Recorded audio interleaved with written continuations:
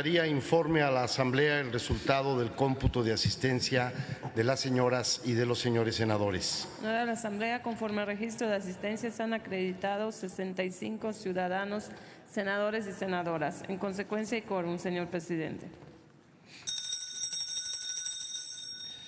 Se abre la sesión del martes 3 de abril correspondiente al segundo periodo ordinario de sesiones del tercer año de ejercicio de la 63ª legislatura. El orden del día está disponible en el monitor de sus escaños, con lo cual se informa de los asuntos que corresponden a la agenda del día de hoy. El acta de la sesión anterior se encuentra publicada en la Gaceta de este día. En consecuencia, consulte la Secretaría a la Asamblea en votación económica si es de aprobarse. Consulto a la Asamblea en votación económica si se aprueba el acta referida. Quienes estén porque se apruebe, favor de levantar la mano. Quienes estén porque no se apruebe, favor de levantar la mano. Aprobada el acta, presidente. Gracias, senadora secretaria. Pasamos al siguiente asunto. Se recibieron las siguientes comunicaciones de ciudadanos senadores.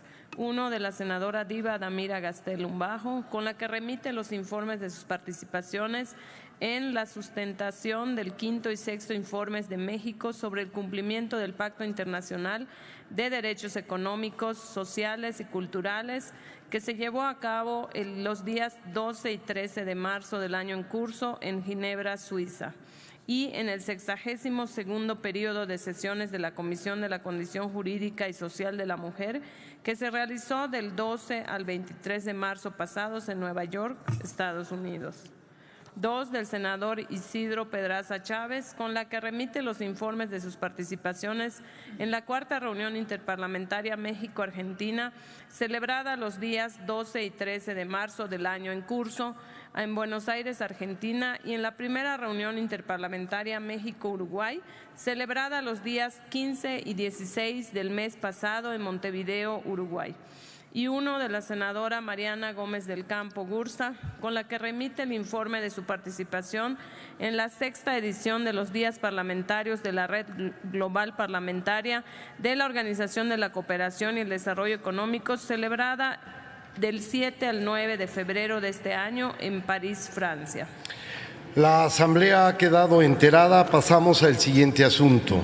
Se recibió un oficio de la Secretaría de Gobernación con el acuerdo de cooperación entre el Gobierno de los Estados Unidos mexicanos y el Gobierno de la República de Azerbaiyán en los campos de la educación, la ciencia, la juventud, la cultura y el deporte, hecho en Bakú el 20 de octubre de 2017. Túrnese a las Comisiones Unidas de Relaciones Exteriores Asia-Pacífico, de Relaciones Exteriores y de Educación. Siguiente asunto. También de la Secretaría de Gobernación se recibió un oficio con el convenio de cooperación entre el Gobierno de los Estados Unidos mexicanos y el Gobierno de la República Eslovaca en los campos de la educación, de juventud, el deporte y la cultura, firmado en la Ciudad de México el 21 de noviembre de 2017.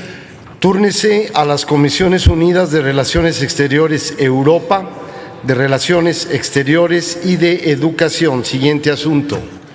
Asimismo, de la Secretaría de Gobernación se recibió otro oficio con el Tratado Integral y Progresista de Asociación Transpacífico, hecho en Santiago de Chile el 8 de marzo de 2018, así como los 4 acuerdos paralelos negociados en el marco de la suscripción del mismo. Túrnese a las Comisiones Unidas de Relaciones Exteriores Asia-Pacífico, de Relaciones Exteriores y de Comercio y Fomento Industrial. Pasamos al siguiente asunto.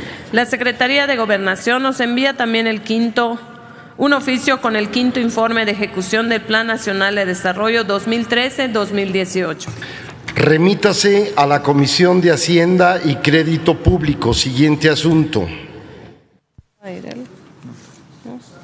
Se recibió un oficio de la Secretaría de Hacienda y Crédito Público con la siguiente documentación: los principales objetivos para la Ley de Ingresos de la Federación y Presupuesto de Egresos de la Federación para el ejercicio fiscal 2019. Los escenarios sobre las principales variables macroeconómicas para el año 2019: crecimiento, inflación, tasa de interés y precio del petróleo. los escenarios sobre el monto total de presupuesto de egresos de la Federación y su déficit o superávit, y la enumeración de los programas prioritarios y sus montos. La Secretaría de Hacienda y Crédito Público remitió también un oficio con lo siguiente: la información relativa a la evolución de las finanzas públicas, incluyendo los requerimientos financieros del sector público y su saldo histórico, los montos de endeudamiento interno neto, el canje o refinanciamiento de obligaciones del erario federal y el costo total de las emisiones de deuda interna y externa al mes de febrero de 2018. Información sobre la recaudación federal participable e información sobre la evolución de la recaudación para el mes de febrero de 2018. Remítase toda la documentación que nos ha enviado la Secretaría de Hacienda a la Comisión de Hacienda y Crédito Público. Siguiente asunto. Se recibió un oficio de la Secretaría de Desarrollo Social con 64 fichas de desempeño del Fondo de Aportaciones para la Infraestructura Social 2016-2017. Remítase dicha información a la Comisión de Desarrollo Social. Siguiente asunto. Se recibió un oficio del Consejo Nacional de Evaluación de la Política de Desarrollo Social con el informe de evaluación de la Política de Desarrollo Social 2018. Remítase a la Comisión de Desarrollo Social. Siguiente asunto. Se recibió un oficio del Instituto Nacional de Estadística y Geografía con su informe de actividades y resultados 2017. Remítase a las comisiones de Hacienda y Crédito Público y de Población y Desarrollo. Siguiente asunto. Se recibió un oficio del Instituto Nacional para la Evaluación de la Educación con el documento denominado La Educación Obligatoria en México, informe 2018, y el informe anual de gestión de dicho instituto correspondiente a 2017. Remítase a la Comisión de Educación. Pasamos al siguiente asunto. Se recibió un oficio de la Comisión Nacional de los Derechos Humanos con el informe especial sobre asignación y contratación de publicidad oficial. Remítase dicho informe a las comisiones de Gobernación, de Radio, Televisión y Cinematografía y de Estudios Legislativos, primera. Siguiente asunto. También de la Comisión Nacional de los Derechos Humanos se recibió un oficio por el que solicita a la Cámara de Senadores llamar a comparecer al presidente del Ayuntamiento del municipio de Choix, Sinaloa, ingeniero José Lindolfo Reyes Gutiérrez, a fin de que explique los motivos de su negativa a aceptar la recomendación 39/2017 sobre el caso de 2.038 personas víctimas de desplazamiento forzado interno en el estado de Sinaloa. Para atender este asunto, la mesa directiva suscribió un acuerdo que pondremos a su consideración. Solicito a la Secretaría le dé lectura. Doy lectura a los resolutivos del acuerdo. Acuerdo primero. La Cámara de Senadores, en ejercicio de lo dispuesto por el artículo 102, apartado B de la Constitución Política de los Estados Unidos Mexicanos, acuerda citar a comparecer al ingeniero José Lindolfo Reyes Gutiérrez, presidente del municipio de Choix, Sinaloa, ante la Comisión de Derechos Humanos de la Cámara de Senadores, para que explique lo referente a la recomendación número 39/2017 de la Comisión Nacional de Derechos Humanos. Segundo, la comparecencia del presidente del Ayuntamiento del municipio de Choix, Sinaloa, se realizará el martes 10 de abril de 2018 a las 9 horas en el edificio del Paseo de la Reforma número 135. Tercero, la Comisión de Derechos Humanos de la Cámara de Senadores acordará el formato que se aplicará para la reunión correspondiente. Cuarto, notifíquese el presente acuerdo de la Cámara de Senadores al presidente municipal de Choix, Sinaloa, y al presidente de la Comisión Nacional de los Derechos Humanos. Firman los integrantes de la mesa directiva. Es cuanto, presidente. Está a discusión el acuerdo. Al no haber oradores registrados, consulte la Secretaría a la Asamblea en votación económica si es de aprobarse el acuerdo presentado. Consulto a la Asamblea en votación económica si es de aprobarse el acuerdo presentado. Quienes estén porque se apruebe, favor de levantar la mano. Quienes estén porque no se apruebe, favor de levantar la mano. Aprobado el acuerdo, presidente. Gracias, senadora secretaria. Aprobado el acuerdo por el que se cita a comparecer ante la Comisión de Derechos Humanos de esta Cámara al ciudadano José Lindolfo Reyes Gutiérrez, presidente del Ayuntamiento del municipio de Choix, en el estado de Sinaloa, a fin de que explique los motivos de la no aceptación de la recomendación 39/2017 de la Comisión Nacional de los Derechos Humanos. Notifíquese al presidente el acuerdo el ciudadano José Lindolfo Reyes Gutiérrez, así como al presidente de la Comisión Nacional de los Derechos Humanos. Continúe la secretaría. Se recibieron 9 oficios de diversas dependencias con respuestas a acuerdos promovidos por senadores, aprobados por el Senado de la República y por la Comisión Permanente. Informo a la Asamblea que dichas respuestas se remitirán a los senadores promoventes y se encuentran publicados en la Gaceta. Pasamos al siguiente asunto. Se recibió una comunicación suscrita por el ciudadano Benjamín Hernández Ruiz, por la que informa su reincorporación a sus funciones como senador de la República y su determinación de integrarse al grupo parlamentario del Partido del Trabajo. La Asamblea ha quedado enterada. Comuníquese. Instruyo a la Secretaría General de Servicios Parlamentarios a que tome nota para lo que dispone el artículo 75 de la Ley Orgánica del Congreso General. Informo a la honorable Asamblea que pasamos ahora al apartado de presentación de iniciativas. Tiene el uso de la tribuna el senador Ernesto Rufo Apel, del Grupo Parlamentario del Partido Acción Nacional, para presentar un proyecto de decreto por el que se adicionan diversas fracciones al artículo 4 de la Ley General de Pesca y Acuacultura en materia de sustentabilidad.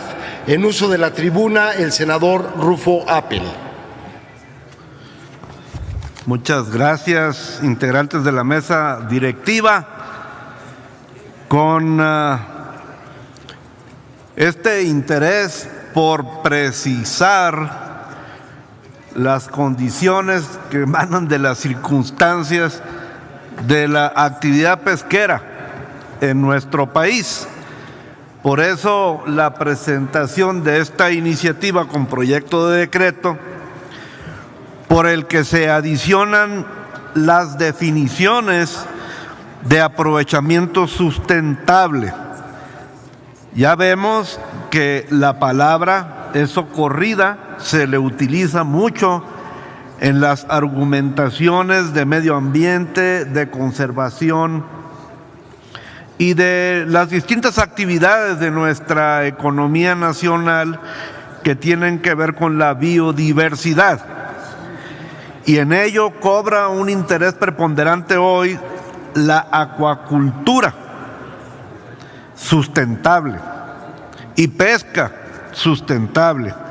Y nuestra Ley General de Pesca y Acuacultura Sustentables habla muchísimo en este término, pero lamentablemente no queda definido para que el juzgador tenga los elementos para poder discriminar de la procedibilidad de muchas políticas públicas y acciones también, incluso de otros intereses por el avance público nacional, sobre todo con los asuntos del medio ambiente, donde quienes estamos en la pesca sustentable, lo que buscamos es que haya certidumbre jurídica para encontrar las formas, las maneras en las que con toda precisión podamos trabajar y conservar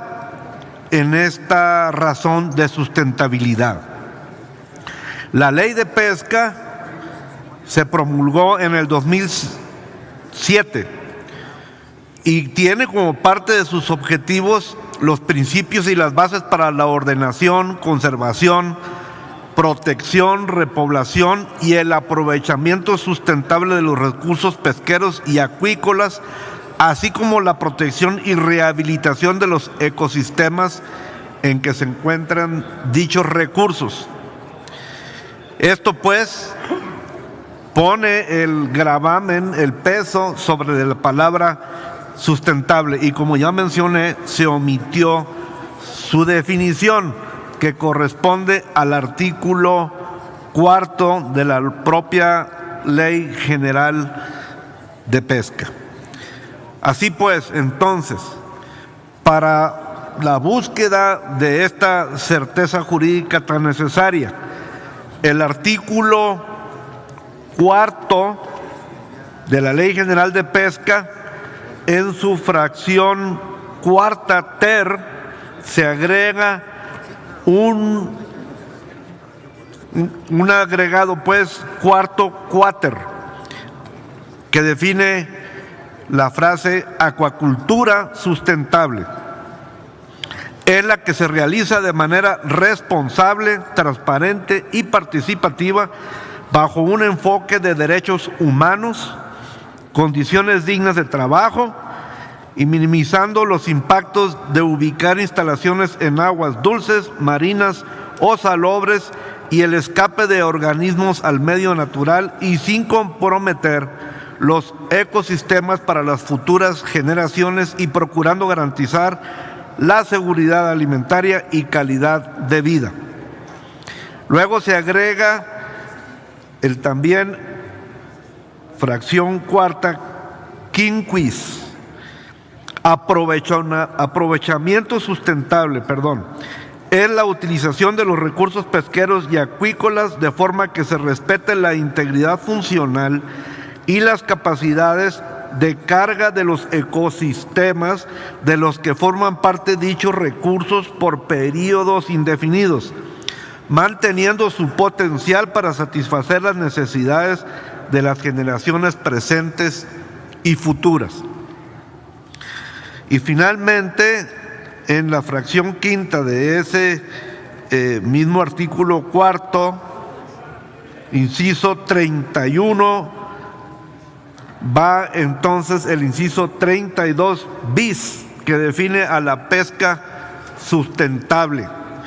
Es la que se realiza de manera responsable, eficaz, transparente y participativa, asegurando el acceso justo a los recursos susceptibles de aprovechamiento bajo un enfoque de derechos humanos y condiciones dignas de trabajo, evitando que no conlleve al agotamiento de las especies, o bien demuestra que está permitiendo la recuperación de estas, minimizando el impacto sobre los ecosistemas sin comprometer el aprovechamiento para las futuras generaciones y procurando garantizar la seguridad alimentaria y calidad de vida. Es cuanto, compañeros senadoras y senadores. Muchas gracias.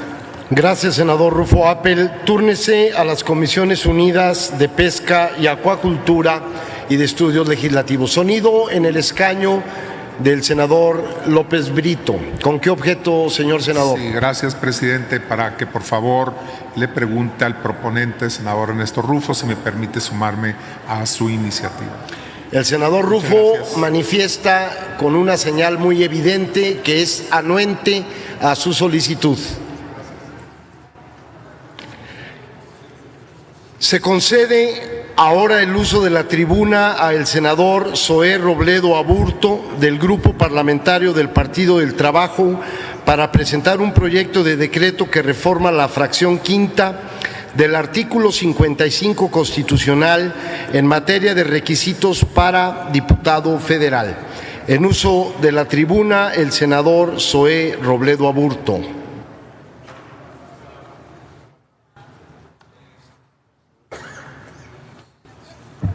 Muchas gracias, senador presidente. Compañeras y compañeros, creo yo que uno de los objetivos fundamentales de todos quienes somos senadores y en ese sentido servidores públicos, uno de los grandes retos que tenemos hacia adelante como clase política en su conjunto es la restauración de la confianza ciudadana en las instituciones. Es un gran pendiente que debemos de atender de manera seria y de manera muy profesional. Hay que dar resultados, rendir cuentas, combatir la corrupción y la impunidad. Y en ese sentido, usar siempre a una de las nuevas formas de legitimidad política que tienen las democracias, que es la transparencia, justamente. Quizá una de las ratificaciones cotidianas de un modelo democrático es justo eso, la transparencia. Y en ese sentido, esta iniciativa tiene por objeto generar un control específico en un espacio que nosotros vimos nacer, en un modelo y en un diseño para hacer de la transparencia algo que nos nutra, para no erosionarlo, para no distorsionarlo, para no acrecentar justamente esa confianza ciudadana. Y tiene que ver justamente con el paso de quienes se han desempeñado en órganos autónomos, y en este caso particular en el INAI, para controlar y legislar sobre la forma como siguen participando de la cosa pública, sobre la forma como se siguen relacionando con el poder. En ese sentido, vemos cada vez más nuevos y casi desconocidas formas de corrupción. Y una que ha estado muy presente en muchas partes del mundo son las llamadas puertas giratorias. Esta idea de generar controles para que un funcionario público, luego de tener un encargo, no vaya a la iniciativa privada y con ello haya un conflicto de interés. Eso es algo que se ha legislado durante muchos años en muchas partes del mundo y que nosotros tenemos cierta incipiente legislación, pero no es suficiente. Y ojo, no se plantea que todos los casos sean negativos. La iniciativa privada, como la academia, como otros sectores de la vida pública, se pueden nutrir mucho de la experiencia política, pero sin que esto entre en esa frontera entre la ilegalidad y lo poco ético. Y la forma que han encontrado muchos países para generar controles es con los llamados periodos de enfriamiento, plazos, tiempos que se le dan a alguien que estuvo en un órgano autónomo, en la Corte, en una Cámara, antes de que pueda entrar a la vida pública, o incluso a los funcionarios del gobierno federal o de los gobiernos estatales. Honestamente, cuando hicimos el diseño jamás pensamos que tuviéramos que hacer también para los órganos autónomos, pero al parecer sí. Y para evitar nuevas distorsiones en ese sentido, es que presento esta iniciativa para que se reformen los párrafos primero y segundo de la fracción quinta del artículo 55 de la Constitución Política de los Estados Unidos Mexicanos, para que también quienes han formado parte de un órgano autónomo como el INAI tengan que separarse del cargo o haya un espacio entre su separación del cargo y su participación en una candidatura de 3 años. El tiempo nos parece suficiente para que entonces no se ponga en duda su actuación en ese instituto a partir de los incentivos de una recompensa política electoral, por ejemplo, una candidatura. Si así ocurre con otros servidores, así debe de ocurrir también con quienes forman parte de este diseño que le hemos dotado a la nación desde la Constitución para tener estos órganos autónomos. Ojalá pronto esto no se tenga que regular y ojalá pronto sea la ética, esa conciencia interior de que nos puede distinguir entre lo que está bien y lo que está mal, lo que rija la toma de decisiones. Pero mientras haya evidencia de que eso no ocurre, pues entonces regulemos para que justamente no vuelva a ocurrir como está ocurriendo en este momento sobre un tema que saben, me refiero perfectamente a qué me refiero. Si hoy hay una necesidad de separar el poder público, el poder político del poder económico, pues también separemos a los poderes autónomos del poder de los partidos. Un poder que ha desafortunadamente muchas veces combatido los temas de la transparencia y ha avalado que estas distorsiones abonen y erosionen nuevamente la credibilidad de las instituciones. Es un asunto muy simple, incorporar a este artículo 55 y al 58 que hace referencia al tema del Senado, en ese catálogo también a los comisionados del órgano autónomo de transparencia y acceso a la información. Un regulador jamás debe de ser premiado por el regulado. Cuando eso ocurre hay conflicto de interés y eso muchas veces lo que esconde es un acto de corrupción. Si lo tenemos que decir y lo tenemos que legislar, pues es la responsabilidad que nos toca si lo que nos preocupa es dotar de confianza a las instituciones que nosotros mismos discutimos, diseñamos, votamos y creamos. Ojalá esta iniciativa cuente con el respaldo de ustedes, apreciables senadoras y senadores. Muchas gracias. Muchas gracias, senador Zoé Robledo Aburto. El de la voz le solicita respetuosamente que me permita acompañar su iniciativa. Gracias, senador Zoé Robledo Aburto. Túrnese a las Comisiones Unidas de Puntos Constitucionales, de Gobernación y de Estudios Legislativos Primera. Enseguida tiene el uso de la palabra la senadora Angélica de la Peña Gómez del Grupo Parlamentario del Partido de la Revolución Democrática para presentar un proyecto de decreto por el que se expide la Ley General para la Atención de las Víctimas de Desplazamiento Forzado Interno. En uso de la tribuna, la senadora Angélica de la Peña Gómez. Senadora. Muchas gracias, señor presidente, señoras senadoras, señores senadores. Desde hace más de 5 décadas, México padece de un complejo fenómeno de desplazamiento forzado interno, ocasionado principalmente por la intolerancia religiosa, los conflictos comunales, las disputas por tierras y recursos naturales y la ola de violencia en la que el país se ha visto afectado en los últimos años. El país vive una lamentable realidad que afecta a personas de todo el territorio nacional. Es verdad que afecta más particularmente a algunos estados como el estado de Chiapas, Chihuahua, Nuevo León, Tamaulipas, Sinaloa, Durango, Michoacán, Guerrero y Veracruz de manera más cruenta, pero no hay un solo estado en la República que no se vea afectado por este fenómeno que tenemos que reconocer en México.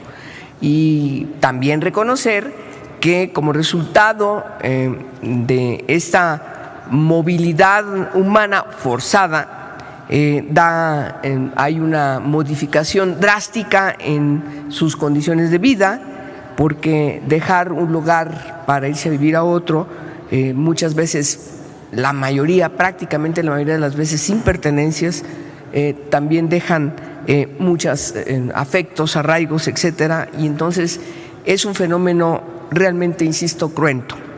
Y las causas que provocan el desplazamiento forzado interno, por cierto, no son exclusivas de nuestro país, pero eso no limita, ni mucho menos puede ser una justificación para no tratarlo, pero sí hay que reconocer que este fenómeno, según el Alto Comisionado de las Naciones Unidas para los refugiados. El 2014 había 13.9 millones de personas en el mundo que se convirtieron en desplazadas.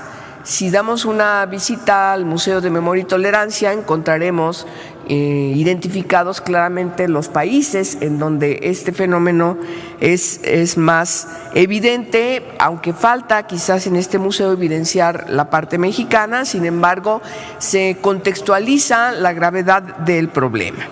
La inseguridad y la lucha de las autoridades contra el crimen organizado, los cárteles de las drogas, que no es un tema nuevo para México. Sin embargo, existen factores que han ido contribuyendo para que la violencia se intensifique. A eso debemos sumarle las violaciones a los derechos humanos cometidos por autoridades, tanto municipales como estatales o federales, y claro, con delitos como la tortura, ejecuciones extrajudiciales, desaparición forzada de personas, entre otros. Dichas violaciones se pueden calificar como generalizadas o como sistemáticas. Como consecuencia de estos patrones de violencia en México, se puede observar que desde 2006 fue más notorio y particularmente más evidente en 2008, donde al menos 2 estados, como mencioné, se evidenciaba más el éxodo de personas. Si bien el desplazamiento forzado en México en las condiciones actuales afecta a toda la sociedad, en su conjunto lo hace de manera más aguda a las poblaciones más vulnerables, las personas adultas, las mujeres, las niñas, niños, adolescentes y sobre todo de las comunidades indígenas y particularmente estas comunidades donde la situación económica también evidencia una gran escasez, los pone en una situación de gran vulnerabilidad. El desplazamiento en México ha sido tanto un recurso reactivo como preventivo. Las personas desplazadas huyen de sus hogares de manera habitual, ya sea como consecuencia de actos criminales y violaciones a los derechos humanos cometidos en su contra o en contra de su familia, o bien como consecuencia del temor fundado de ser víctimas ante un clima generalizado de inseguridad y de impunidad. Es por ello que como legisladoras, legisladores tenemos el compromiso y obligación de legislar esta materia que la hemos venido postergando año con año, periodo ordinario tras periodo ordinario, y por supuesto tendríamos que actuar en consecuencia a partir no solamente de lo que establece la Declaración Universal de los Derechos Humanos, sino sobre todo el Pacto Internacional sobre Derechos Civiles, derechos económicos, sociales y culturales, y por supuesto también el Pacto sobre Derechos Civiles y Políticos, y particularmente en el ámbito de nuestro continente, lo que establece la Convención Americana de los Derechos Humanos. En este sentido, estamos presentando la iniciativa de ley, que es la Ley General para la Atención de las Víctimas de Desplazamiento Forzado Interno. Se dedica especialmente a la atención de las víctimas de este fenómeno. Son 44 artículos en 5 títulos, en donde el primero contempla, como lo establece la dinámica de la técnica legislativa, el objeto de la ley, los criterios para su aplicación, definición, así como los principios básicos que los debe regir. En este aspecto me parece muy importante que los principios que estamos estableciendo, y por supuesto es necesario mencionarlos, si me permiten, efectividad y exhaustividad, la debida diligencia, el principio de la dignidad, enfoque diferencial y especializado, enfoque humanitario, enfoque transformador, gratuidad, igualdad y no discriminación, interés superior de la niñez, máxima protección, no revictimización, perspectiva de género, reintegración, verdad. Nos parece que estos principios definitivamente además están fundados en los estándares internacionales y toman en consideración también a lo que México se le ha recomendado por los organismos internacionales. En el capítulo segundo se definen los derechos que se le reconocen a las personas víctimas de desplazamiento forzado interno, dejando claro que las políticas y acciones de la ley establece en favor de ellas y se deben aplicar, por supuesto, sin discriminación alguna. En el caso de que las víctimas sean niñas, niños o adolescentes, se debe garantizar la protección y asistencia requerida de manera prioritaria, insisto, en función del interés superior de la niñez. De la misma manera, asegura la protección de pueblos, de comunidades indígenas, de minorías, de grupos étnicos y otros grupos de personas que tengan un especial apego a su tierra. Se establece la concurrencia de la federación, de las entidades federativas y los principios, porque esta ley está fundada efectivamente en la Constitución para que podamos legislar en esta materia, así como también establecemos las obligaciones que tendrán, dentro de las que se encuentra la máxima protección a las víctimas, la garantía de condiciones satisfactorias de vida, en las que se incluye, por supuesto, el derecho a la seguridad, salud y higiene, a las que se obliga a las autoridades. Ahí, por supuesto, estamos evidenciando que se privilegia la unidad familiar, la reunificación de la misma y la garantía de conocer el destino de sus familiares desplazados. También se garantiza el acceso a alimentos, alojamiento, cobijo básico, vestido adecuado, servicios médicos, psicológicos, sociales y educación básica obligatoria, entre otros aspectos importantes. El título tercero crea el Sistema y Programa Nacional para la Prevención y Atención del Desplazamiento Forzado Interno, así como el registro de víctimas de desplazamiento forzado interno. Este sistema para la prevención y atención del desplazamiento forzado interno será la instancia encargada de coordinar y formular las políticas públicas y programas, y su objeto es el de proponer, establecer y supervisar planes, programas, proyectos, así como acciones institucionales para que permitan y faciliten la prevención, protección, asistencia y el acceso a la justicia y a la verdad y a la reintegración de las víctimas de desplazamiento forzado interno. El título cuarto, pues, asegura la atención, asistencia a las víctimas de desplazamiento forzado interno como una obligación y responsabilidad de las autoridades en los 3 órdenes de gobierno. El título quinto establece que las autoridades que incumplan con lo establecido en esta ley y las disposiciones que de esta emanen serán sancionadas administrativamente, esto sin perjuicio de las penas que correspondan si existiera hechos constitutivos de un delito. Hoy acabamos de escuchar recién por parte de la mesa directiva que la Comisión Nacional de los Derechos Humanos mandó al Senado de la República, en función de lo que establece el artículo 102, apartado B de la Constitución, respecto a una recomendación a el municipio de Choix, Sinaloa, donde se señala que ante la recomendación, por cierto, en esta materia, desplazamiento forzado interno, el presidente municipal de este municipio no atendió, rechazó esta recomendación, y recién acabamos de aprobar que se ha citado a este Senado para que explique las razones de no haber cumplido esta recomendación de la Comisión Nacional de los Derechos Humanos. Aún así, creemos indispensable que es necesario tener este marco jurídico. Yo esperaríamos quienes hemos trabajado en este tema, que tenemos una preocupación genuina en atender lo que se señala desde las recomendaciones que le han hecho a nuestro país, y frente, insisto, a la gravedad de este fenómeno, ojalá que nos pongamos de acuerdo y podamos dictaminar esta ley. Les agradezco su atención. Muchas gracias. Gracias a usted, senadora Angélica de la Peña Gómez. Túrnese a las Comisiones Unidas de Derechos Humanos y de Estudios Legislativos. Sonido en el escaño del senador Salvador López Brito. ¿Con qué objeto, señor senador?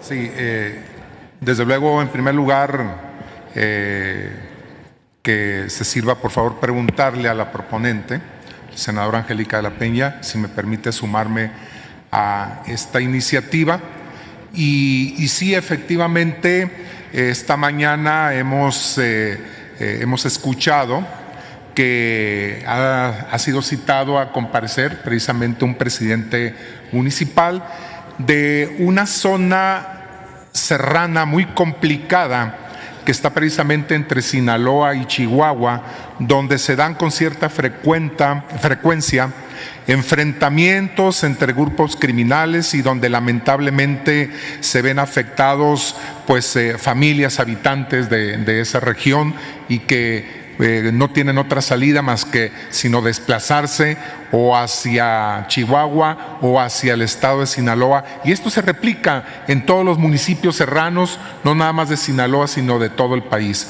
Y ante la falta de regulación, de normatividad, ¿qué instancia es la que tiene que atender estos asuntos? Parece ser que la parte más débil son los presidentes municipales, son los ayuntamientos, las alcaldías, sobre todo en esos municipios donde son municipios pobres, que no tienen los recursos suficientes para atender a los desplazados y que los alcaldes se ven preocupados, presionados, desesperados por no poderlos atender, que es el caso precisamente de Choice. Sí es importante pues establecer una regulación en la materia y, si me permite, senadora, sumarme a esta iniciativa para regular, atender y dar respuesta a esta situación que ya estamos viviendo cada vez con cierta frecuencia en nuestro país y sobre todo en las regiones más conflictivas. La senadora Sonia Rocha ha manifestado su interés también de suscribir, si es anuente, la senadora de la Peña, la senadora Ana Gabriela Guevara en el mismo sentido, el senador Juan Carlos Romero Hicks de la misma manera. Solicito a servicios parlamentarios se sirvan tomar nota de las y de los senadores que han solicitado, y la senadora de la Peña amable y gentilmente es anuente a que esta iniciativa sea acompañada. Muchas gracias, senadores. Túrnese a las Comisiones Unidas de Derechos Humanos y de Estudios Legislativos. Corresponde ahora el uso de la tribuna al senador Juan Gerardo Flores Ramírez, del Grupo Parlamentario del Partido Verde Ecologista de México, para presentar un proyecto de decreto por el que se reforma la Ley Federal de Telecomunicaciones y Radiodifusión en materia de sanciones por violaciones a la ley. En uso de la tribuna, el senador Flores Ramírez. Muchas gracias, presidente. Vengo a presentar ante ustedes una iniciativa de reforma a la Ley Federal de Telecomunicaciones y Radiodifusión con el propósito, o que tiene como propósito, adecuar el régimen de sanciones prevista en la misma. Se trata de la Ley Federal de Telecomunicaciones y Radiodifusión que aprobamos en esta soberanía y que fue promulgada o fue publicada en el Diario Oficial el 14 de julio de 2014. Como ustedes recordarán, esta legislación se deriva de la reforma constitucional aprobada en el año 2013, reforma constitucional que por virtud de la cual modificamos el artículo 28 constitucional, mediante el cual se creó el Instituto Federal de Telecomunicaciones, y a través de esa disposición constitucional se le dieron atribuciones, entre otras, por ejemplo, el que tendría a su cargo la regulación, promoción y supervisión del uso, aprovechamiento y explotación del espectro radioeléctrico, las redes y la prestación de los servicios de radiodifusión y telecomunicaciones. En ese mismo decreto de reforma constitucional, en el artículo 4º transitorio, se establecía, la obligación para el Congreso de la Unión de expedir la ley secundaria que regulara a esta reforma constitucional. En ese artículo 4º transitorio se señalaba que en el mismo, lo leo textual, decía: en el mismo plazo referido en el artículo anterior, el Congreso de la Unión deberá expedir un solo ordenamiento legal que regule de manera convergente el uso, aprovechamiento y explotación del espectro radioeléctrico, las redes de telecomunicaciones, así como la prestación de servicios de radiodifusión y telecomunicaciones. Pues bien, esa legislación, como lo dije al inicio, fue expedida el 14 de julio de 2014 y en su capítulo 15 preveía o quedó establecido el régimen de sanciones aplicable a los operadores de los servicios de telecomunicaciones y de radiodifusión. Es un esquema de sanciones previsto basado en porcentajes de ingresos de los infractores, y en aquel momento se señaló en el dictamen de las comisiones dictaminadoras que tenía como propósito que este nuevo régimen fuera así para homologarlo con el régimen de sanciones de la Ley Federal de Competencia Económica. Este esquema de sanciones en función de los ingresos de los operadores tiene, entre otras razones, el de evitar la posibilidad de excesos en el cálculo del monto de las sanciones, que las sanciones sean equitativas y proporcionales a los ingresos, evitando la posibilidad de que su imposición resulte ruinosa para los infractores a los que les fuera aplicable. Al hacerlo de esta manera, se buscaba, y así se argumenta en el dictamen que ya mencioné, que se evitara ser contrario, o que dicho de régimen, evitara ser contrario a lo dispuesto en el artículo 22 constitucional, por lo que hace a la posibilidad de multas excesivas.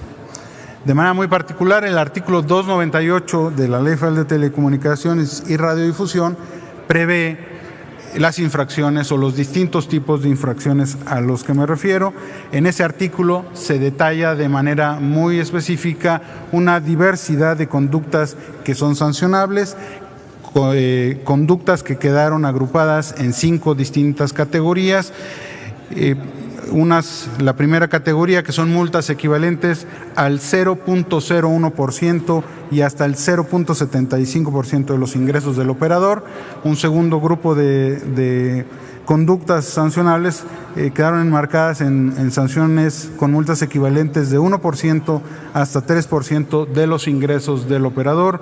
Una tercera categoría tiene el rango de 1.1% hasta 4% de los ingresos del operador. Una cuarta categoría establece un rango de 2.01% hasta 6% de los ingresos del operador. Y finalmente la última categoría, con el rango de multas más fuerte, establece multas equivalentes de 6.01% hasta 10% de los ingresos de la persona infractora.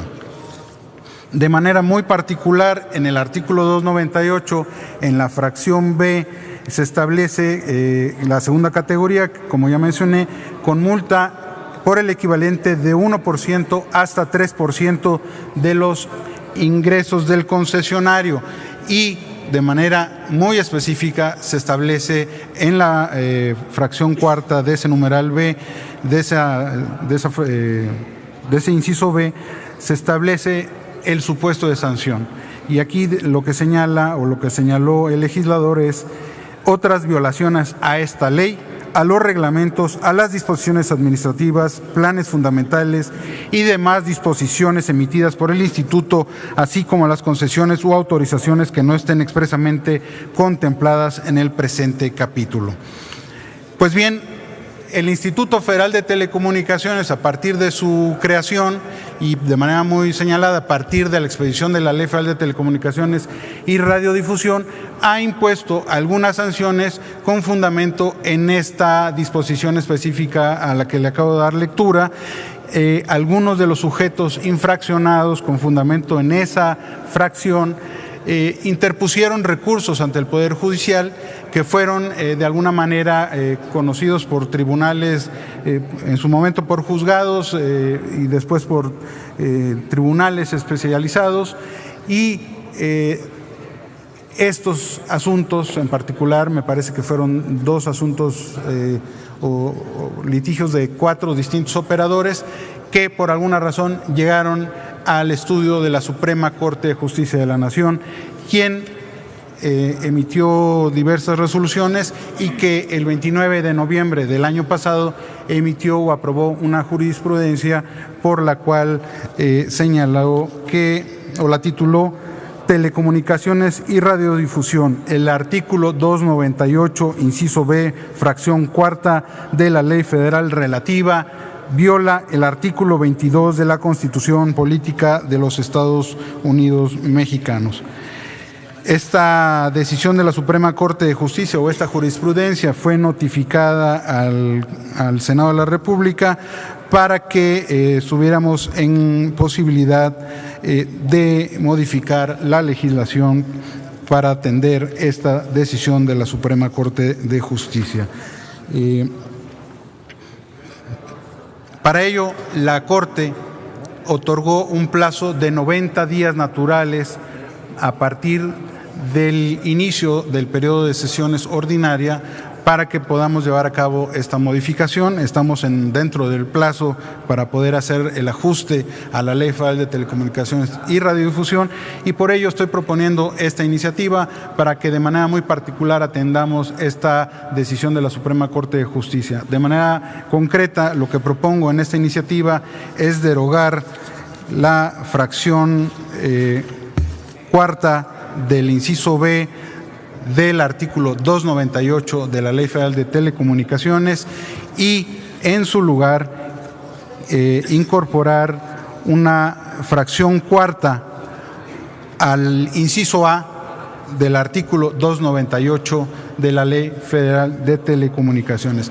Esto lo que haría es modificar de manera sustantiva el rango de sanciones aplicables a las conductas que estaban previstas en la fracción cuarta que estamos derogando, que la estamos en realidad trasladando a un rango de sanciones mucho menor, y esto va en consonancia con las consideraciones que expresó la Suprema Corte de Justicia, la segunda sala de la Suprema Corte de Justicia, al analizar este artículo en particular.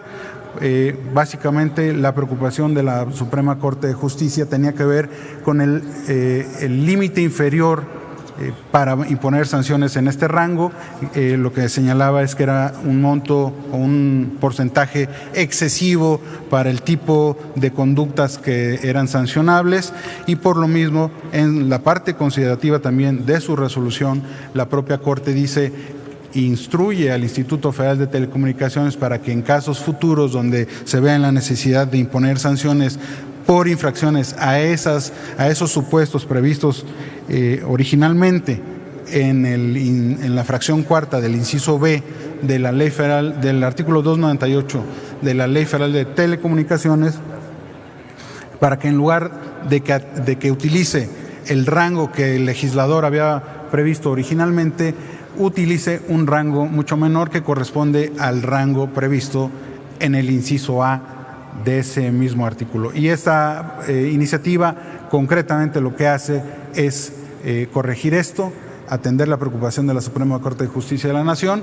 Derogamos esa fracción cuarta que la Corte declaró inconstitucional y estamos proponiendo que los supuestos previstos en esa fracción se trasladen como fracción cuarta al inciso A del artículo 298 de la Ley Federal de Telecomunicaciones y Radiodifusión. Por mi parte es cuanto, señor presidente. Lo único que haría es un exhorto, una petición muy sentida a las comisiones dictaminadoras para que podamos a la brevedad dictaminar esta iniciativa, pues se trata de una iniciativa para la cual, o de un tema para el cual la Suprema Corte de Justicia nos otorgó un plazo de 90 días naturales, contados a partir, desde luego, del 1 de febrero de este año. Es cuanto, señor presidente. Gracias, senador Juan Gerardo Flores Ramírez. Túrnese a las Comisiones Unidas de Comunicaciones y Transportes y de Estudios Legislativos. Se concede ahora el uso de la palabra al senador Manuel Cárdenas Fonseca para presentar un proyecto de decreto por el que se reforma el párrafo 10º de la fracción octava del apartado A del artículo 6º constitucional en materia de responsabilidades de comisionados del INAI. En uso de la tribuna, el senador Cárdenas Fonseca. Con el permiso de la presidencia.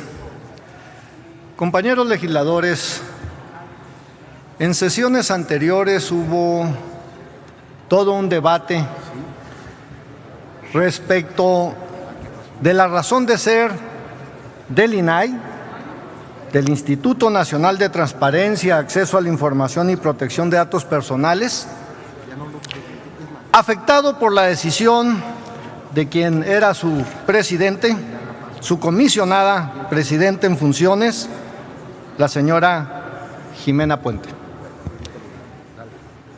Y ella hizo pleno uso de las facultades, porque la ley se lo permite. Entiendo también que en esas fechas ya se acercaba el cambio de horario. Espero que no estén afectados por el mismo. Espero que no sostengan para desviar la atención de la materia que una iniciativa respecto de la familia fue anterior a la que hablé sobre segunda vuelta y revocación de mandato. Ahí están las fechas, hay 2 años de diferencia, pero ese no era el tema. Entonces ahora yo espero que en esta oportunidad entendamos que los órganos autónomos en general desempeñan un papel fundamental en el desarrollo de la nación, que ofrecen una perspectiva especializada y que deben de estarse, como dicen en el argot, blindados. Pareciera ser que cada vez que usan el término blindados, ni el nivel 7 les es suficiente, porque terminan siendo violentados. De ahí que yo esgrimía en aquella oportunidad que la autonomía se pierde en principio por los mecanismos de designación, porque los mismos irrumpen en los pesos y contrapesos que debe de existir entre los poderes de la Unión. Y los consejeros del INAI son nombrados bajo procedimientos cada vez más transparentes, y en ellos participan organizaciones sociales y los poderes ejecutivo y legislativo. Y no podemos permitir que abandonen sus cargos en busca de posiciones partidistas o que utilicen el encargo como trampolín para aspiraciones políticas partidistas, porque ese no es el sentido de estos nombramientos. De ahí que por eso que yo he esgrimido que debatamos lo político, pero habrá cosas que no debemos partidizar, porque los partidos mismos son causa de no cumplir con la plataforma electoral a que obliga la ley, y los candidatos que postulan en esas candidaturas de partido se olvidan de su plataforma electoral cuando van con el electorado. Pero de manera particular el INAI, como órgano autónomo constitucional, representa una herramienta primordial del combate a la corrupción y a la impunidad en nuestro país, y tiene en su encargo un elemento fundamental de la democracia, no solo en México, que es la transparencia y la rendición de cuentas. Esa es una demanda en todo el mundo. De ahí que la permanencia en el cargo de sus integrantes por el tiempo para el que fueron nombrados permite, sí, actualizar el origen de su designación para darle mayor credibilidad a esta institución. Pero ante la decisión de una comisionada en funciones del INAI y su traslado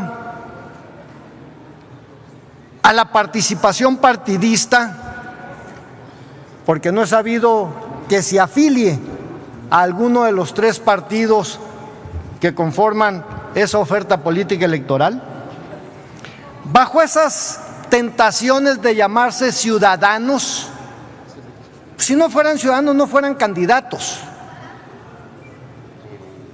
Y son estos ciudadanos, como todos, que están participando bajo candidaturas de partido. De ahí que se propone la modificación al párrafo 10º de la fracción 8ª del apartado A del artículo 6º constitucional. Pudiéramos hacer un resumen de qué ha pasado a través de distintas reformas constitucionales que se han introducido en el orden jurídico para que los órganos autónomos, cuya actuación no está sujeta ni atribuida a los depositarios tradicionales del poder público, tuvieran estas acotaciones. desde el año del 94 con el Banco de México, hasta la reforma constitucional en materia de transparencia y la creación del INAI, en el que absurdamente se les pasó esto, que no se les pasó en el Banco de México, que no se les pasó para funcionarios determinados de la Secretaría de Hacienda, como es el subsecretario del ramo, que no se les pasó para otros, como los consejeros del INE. Aquí sí a ustedes y a otros se les barrió. Qué extraño, pero así sucedió. De ahí que, para el caso que nos ocupa, ante esta reforma constitucional en materia de transparencia, el IFAI quedó débil, quedó a expensas de que el trabajo por ese órgano colegiado esté sujeto al cuestionamiento y a la pérdida de confianza. De ahí que también que lo que tenemos es que en el INAI lo que tenemos que hacer es recuperarle la confianza por un acto de una conducta personal, muy respetable porque la ley lo permite y así lo expresé en aquella ocasión. ¿Cuáles son los beneficios que pretende esta iniciativa? Reconociendo que ha sido un enorme esfuerzo el de diversos actores, partidos, organizaciones, investigadores e instituciones por aportar propuestas al fortalecimiento de la democracia y de sus instituciones, reconociendo que entre ellas destacan los órganos constitucionalmente autónomos, haciendo eco de la demanda de la sociedad de tener rendición de cuentas y transparencia. En este contexto, la premisa para quienes sean designados ahí parten de la confianza, la honestidad, la imparcialidad y la probidad de sus integrantes. De ahí que no puede permitirse que una persona supere la premisa con el actuar y contradecir de la razón de ser de la designación, porque eso constituye uno de los pilares en su funcionamiento. Pues si bien su principal función es hacer cumplir la ley, es evidente que sus juicios e interpretación de la misma terminan siendo un factor en el sentido de las resoluciones que como órgano emite. Tengamos mucho cuidado. Es absolutamente criticable que por partidizar decisiones se reserve información. Casos hay muchos y ustedes los conocen. De ahí que el INAI es parte fundamental del Sistema Nacional Anticorrupción. Es el órgano garante de darle respuesta a la demanda ciudadana de que desde el acto de gobierno, desde el acto de autoridad, desde el acto administrativo, no se vulnere la obligación de la rendición de cuentas, no se vulnere la obligación de la transparencia. Ya no se diga que junto con la Auditoría Superior de la Federación, la aún incompleta Fiscalía Anticorrupción, el aún incompleto Tribunal Federal de Justicia Administrativa, por las designaciones que nos falta procesar en este pleno, dejaría de lado la función pública, porque es evidente cómo ha sido partícipe de la opacidad, más aún cuando se hizo la modificación a la ley para que los propios titulares propusieran a sus contralores internos. De ahí que construir candados que no limitan la posibilidad de votar y ser votado, pero sí acotan ese derecho, aspiran a que aquellos que ejerzan esos cargos en los órganos constitucionalmente autónomos puedan responder a los criterios que le dieron de origen a la propuesta que se hizo de postularlos, a su ética, a su probidad y a su imparcialidad, y que ésta no se vea atemperada o mañosamente cautivada para ni siquiera terminar el encargo o inmediatamente terminado, después de tantos años de estar ahí, de emolumentos, salarios y prestaciones superiores inclusive a las del presidente de la República, se vayan faltando a la confianza de quienes los propusieron y de quienes en este Poder Legislativo creímos en ellos. Es cuanto. Gracias, senador Cárdenas Fonseca. Túrnese a las Comisiones Unidas de Puntos Constitucionales, de Anticorrupción y Participación Ciudadana y de Estudios Legislativos segunda. Perdón, el senador Juan Carlos Romero Hicks, el senador Víctor Hermosillo, le solicitan, senador Cárdenas, su aquiescencia para acompañar la iniciativa que acaba de presentar. ¿Es usted anuente? Solicito a Servicios Parlamentarios tome nota de los senadores que así lo han manifestado. Gracias. Tiene ahora el uso de la tribuna el senador Tereso Medina Ramírez para presentar a nombre del senador José Marco Antonio Olvera Acevedo del Grupo Parlamentario del Partido Revolucionario Institucional para presentar un proyecto de decreto por el que se reforma la Ley Orgánica de la Administración Pública Federal en materia de actualización de la denominación del Fiscal General. En uso de la tribuna, el senador Medina Ramírez. Con su permiso, señor presidente. Compañeras y compañeros legisladores, acudo a esta tribuna a presentar, a nombre del senador José Marco Antonio Olvera Acevedo, una iniciativa que busca armonizar lo establecido en el decreto por el que se reformaron diversas disposiciones de la Constitución Política de los Estados Unidos Mexicanos, que transforma la Procuraduría General de la República en Fiscalía General y reestructuró el fundamento constitucional de la Consejería Jurídica en el artículo 90 de nuestra ley fundamental. La presente iniciativa resulta de la mayor relevancia en la medida que contribuye a la armonización de nuestro ordenamiento jurídico y genera certeza de la actuación de los órganos que integran el Estado mexicano. En este marco se ubica la presente iniciativa de reforma al artículo 4 de la Ley Orgánica de la Administración Pública Federal, a fin de establecer que la función del consejero jurídico sea de acuerdo a lo previsto en el artículo 90, que señala que la función del consejero jurídico del gobierno estará a cargo de la dependencia del Ejecutivo Federal que para tal efecto establezca la ley. Asimismo, se hace la precisión para ser consejero jurídico que deben cumplir los mismos requisitos que para ser fiscal general de la República. Este tipo de cambios son necesarios para mantener la conducción adecuada de la Administración Pública Federal, la certeza jurídica y el Estado de Derecho. El objetivo es generar congruencia entre la ley reglamentaria y la Constitución política. Resulta de la mayor importancia mantener leyes homogéneas y en armonía, que garanticen la certeza y eficacia, particularmente respecto de las funciones y facultades de la Consejería Jurídica. Es cuanto, señor presidente.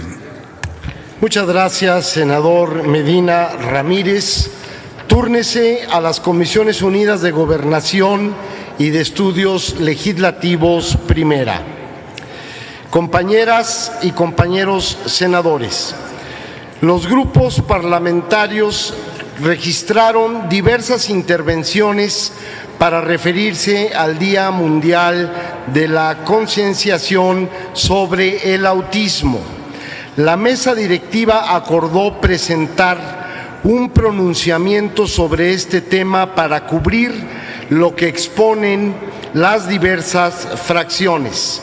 Me permitiré dar lectura al pronunciamiento. Honorable Asamblea, la Asamblea General de la Organización de las Naciones Unidas, a partir del año 2008, decidió asignar el día 2 de abril de cada año como Día Mundial de la Concienciación sobre el Autismo, para poner de relieve la necesidad de contribuir a la mejora de la calidad de vida de las personas con autismo, a fin de que puedan llevar una vida plena y gratificante como parte integrante de la sociedad. Para la edición 2018 de este día, la Organización de las Naciones Unidas adoptó una resolución para que la celebración en este año se centre en la importancia de empoderar a las mujeres y a las niñas con autismo. La mesa directiva del Senado de la República recoge las opiniones de senadoras y de senadores de los diversos grupos parlamentarios que el día de hoy se encuentran publicadas en la Gaceta Parlamentaria con el propósito de recordar la construcción de una sociedad más incluyente y promover las herramientas que permitan hacer exigibles los derechos de las personas que padecen trastornos del espectro autista. La Cámara de los Senadores reafirma su compromiso por impulsar acciones legislativas que contribuyan a mejorar el entorno y los espacios de desarrollo de quienes integran esta comunidad, y hacemos un llamado a todas las autoridades de los 3 órdenes de gobierno para que en el ámbito de su competencia implementen acciones que contribuyan a la inclusión de estas personas en los ámbitos sociales, laborales y educativos, así como redoblar esfuerzos en favor de la igualdad de género y el empoderamiento para todas las mujeres y niñas con esta condición. Compañeras y compañeros senadores, los invito a que en cada una de nuestras entidades federativas o desde nuestra función como legisladores promovamos acciones que fomenten la inclusión, el respeto y la no discriminación hacia las personas con trastorno autista, a fin de lograr su pleno desarrollo y que disfruten de una vida plena y digna.